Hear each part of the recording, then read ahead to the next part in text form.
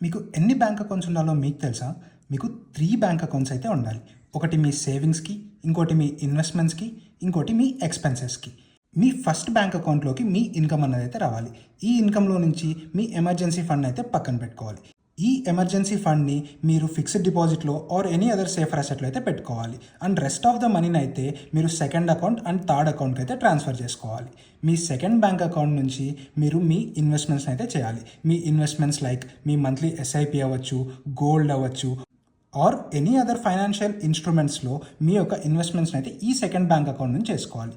And me third bank account నుంచి మీ expenses like మీ EMIs అవ్వచ్చు, లేదా మీ హౌస్ రెంట్ అవ్వచ్చు, మీ గ్రాసరీ ఖర్చులు, లేదా ఇతర ఏ ఖర్చులైనా సరే మీ యొక్క థర్డ్ బ్యాంక్ అకౌంట్ నుంచి అయితే చేసుకోవాలి.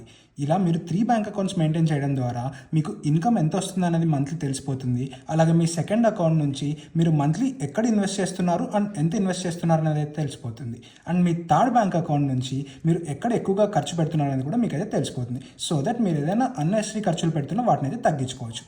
ఇలా చేయడం ద్వారా మీకు ఎంత ఇన్కమ్ వస్తుంది అండ్ ఎక్కడికి వెళ్తున్నది అయితే క్లియర్గా మీకు ఐడియా ఉంటుంది. ఇలా మీ ఫైనాన్సెస్ని అయితే మీరు సార్ట్అవుట్ చేసుకోవచ్చు. ఇలాంటి మరెంతో ఇంట్రెస్టింగ్ ఫైనాన్స్ కంటెంట్ కోసం ఫాలో అవ్వండి యూ ఓన్ యువర్ ఫైనాన్స్ని.